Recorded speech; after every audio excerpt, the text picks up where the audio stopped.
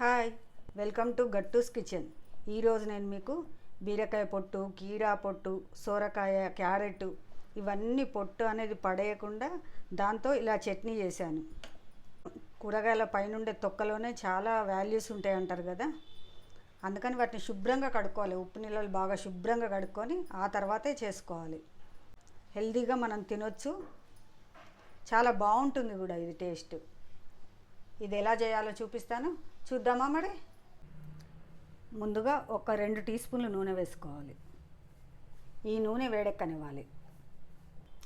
మనం తినే కారాన్ని బట్టి పచ్చిమిర్చిల మధ్యలోకి తుంపుకొని వేసుకోవాలి. నేనైతే ఒక 10-12 వరకు వేసుకున్నాను. ఎవరు తినేదాన్ని బట్టి వాళ్ళు వేసుకోవాలి. ఈ పచ్చిమిర్చి చక్కగా వేగనివ్వాలి.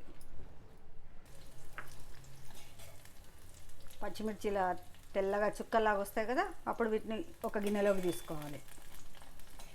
ఇప్పుడు ఇందులోనే ఇంకొక 2 స్పూన్లు నూనె వేసుకోవాలి.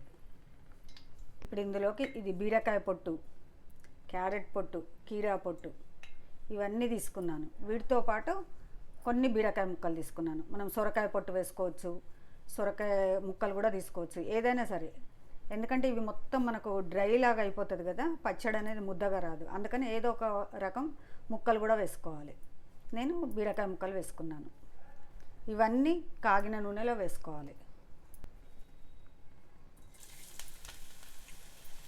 మనకి ఏ పొట్టులోనే చాలా వాల్యూస్ ఉంటాయి అంటారు కదా, ఏ పొట్టు పడేయకుండా ఇలా చట్నీ చేసుకుంటే చాలా బాగుంటుంది.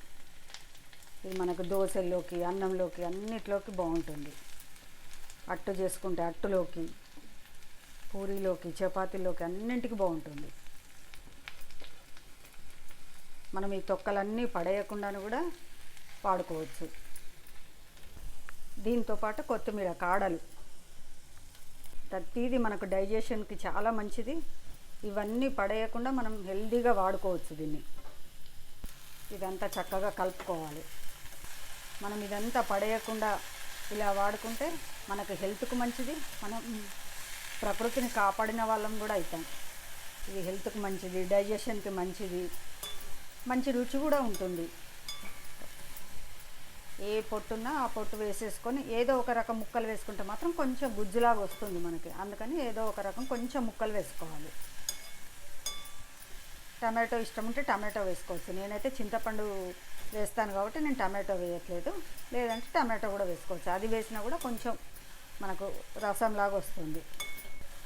ఇలా అంతా చక్కగా కలిపి ఇలా మూత పెట్టి మధ్య మధ్యలో కలుపుతూ ఇవన్నీ చక్కగా మగ్గనివ్వాలి.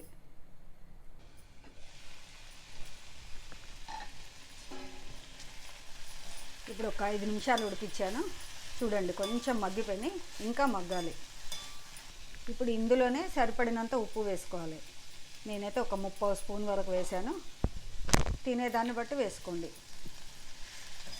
ఉప్పు వేయడం వల్ల కూడా కొంచెం మగ్గుతాయి. ఇదంతా మళ్ళీ చక్కగా కలుపుకోవాలి. మూత పెట్టి ఇంకా కొంచెం మగ్గనివ్వాలి.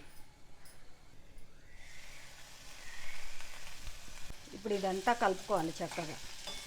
చూడండి, అంతా మగ్గిపోయింది. ఇంకొక 5 నిమిషాలు మగ్గించుకుందాం.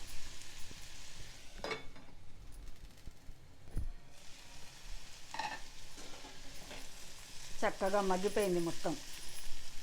ఇప్పుడు స్టవ్ ఆఫ్ చేసేసి మూత పెట్టేసుకోవాలి.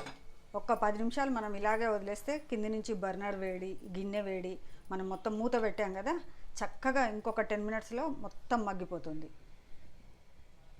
ఏ కర్రీస్ కానీ, చట్నీస్ కానీ, ఏది కానీ మనకు 90% ఉడికింది, అయిపోయింది అనుకుంటే మూత పెట్టేసి స్టవ్ ఆఫ్ చేస్తే ఆ 10 మినిట్స్కు ఆ ఆవిరికి అది మొత్తం ఉడికిపోతుంది. అంటే ఒక 10 మినిట్స్ అన్నా మనం గ్యాస్ సేవ్ చేస్తాం దీనివల్ల. ఒక 10 నిమిషాల తర్వాత ఇలా మూత తీసి ఇది చల్లబడనిద్దాం. ఇప్పుడు ఒక మిక్సీ జార్ తీసుకొని ముందుగా పచ్చిమిర్చి వేయించి పెట్టుకున్నాం కదా, ఇవి వేసుకోవాలి. స్పూను ధనియాలు, జీలకర్ర వేయించిన పొడి వేసుకుంటున్నాను. మీరు ఇలా చేసుకోకపోతే పచ్చిమిర్చి వేయించినప్పుడే కొంచెం ధనియాలు, జీలకర్ర 2 దాంతోపాటు వేయించుకోవాలి. నా దగ్గర అయితే ఈ పొడి రెడీగా ఉంటుంది, అందుకని ఈ పొడి వేసాను. ఒక 3 వెల్లుల్లి వేసుకున్నాను. 1 టీ స్పూన్ పసుపు. ఇప్పుడు ఇందులోనే మనం ఇవన్నీ వేయించి పెట్టుకున్నాం కదా, బీరకాయ పొట్టు, సొరకాయ పొట్టు, కీరా పొట్టు, క్యారెట్ పొట్టు, బీరకాయ ముక్కలు ఇలా దొండకాయ ముక్కలు కూడా వేసుకోవచ్చు, మన ఇష్టం. సొరకాయ ముక్కలు వేసుకోవచ్చు, ఏవి ఉంటే అవి వేసుకోవచ్చు. ఏదో ఒక రకం ముక్కలు వేసుకోవాలి, మిగతా అన్నీ పైన పొట్టు వేసుకోవాలి. మనం ఉప్పు ఇందులోనే వేసాం కదా ఫ్రై చేసేటప్పుడు, అందుకని మళ్ళీ ఉప్పు వేయాల్సిన పని లేదు. ఇప్పుడు ఇందులో ఒక 2 టీ స్పూన్లు చిక్కటి చింతపండు గుజ్జు వేసుకోవాలి. ఈ చింతపండు గుజ్జు ఎలా చేయాలో కూడా నాకు ముందు వీడియోలో ఉంటుంది, చూడండి. ఇప్పుడు ఈ మిశ్రమాన్ని మొత్తం మిక్సీ చేసుకోవాలి. ఇప్పుడు ఈ మిశ్రమంలో వేయించి ఇప్పుడు చేసిన నువ్వుల పొడి ఒక 2 స్పూన్లు వేసుకోవాలి. నువ్వులే వేసుకునేది ఉంటే పచ్చిమిర్చి వేయించినప్పుడే దాంతోపాటు నువ్వులు వేయించుకోవాలి. సన్నగా కట్ చేసిన ఒక చిన్న ఉల్లిపాయ ముక్కలు వేసుకోవాలి. ఇదంతా మళ్ళీ ఒకసారి మిక్సీ చేసుకోవాలి. ఇలా కొంచెం కచ్చాపచ్చాగా మిక్సీ చేసుకోవాలి. మీకు ఒకవేళ ఇది మెత్తగా కావాలి, మరీ ఇలా గట్టిగా ఉంది అనుకుంటే వేడి చేసి చల్లార్చిన నీళ్ళు ఇందులో వేసేసి గ్రైండ్ చేసుకోండి, కొంచెం పల్చగా వస్తుంది. ఇష్టం ఉంటే కొంచెం చక్కెర కూడా వేసుకోవచ్చు. చింతపండు వేస్తాం కాబట్టి నేనైతే కొంచెం చక్కెర వేసాను. ఇది అందరికి ఇష్టం ఉండదు, ఇష్టం ఉన్న వాళ్ళు వేసుకోండి. ఇప్పుడు ఈ మిశ్రమాన్ని మొత్తం ఒక గిన్నెలోకి తీసుకుందాం.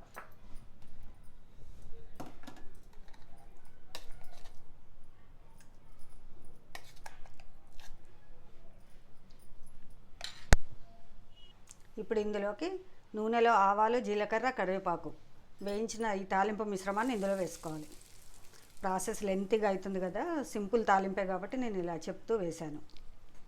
దీనిపైన సన్నగా తరిగిన కొత్తిమీర, సన్నగా తరిగిన ఉల్లిపాయలు వేసేసుకొని తింటే చాలా బాగుంటుంది. కూరగాయల పొట్టుతో చేసిన చట్నీ రెడీ అయిపోయింది. ఇది అన్నంలోకి కానీ, దోశలోకి, పూరీలోకి, చపాతీల్లోకి చాలా బాగుంటుంది. ఈ చట్నీ మీకు గనక నచ్చితే నా ఛానల్ని లైక్ చేయండి, షేర్ చేయండి, సబ్స్క్రైబ్ చేయండి, కామెంట్ కూడా చేయండి.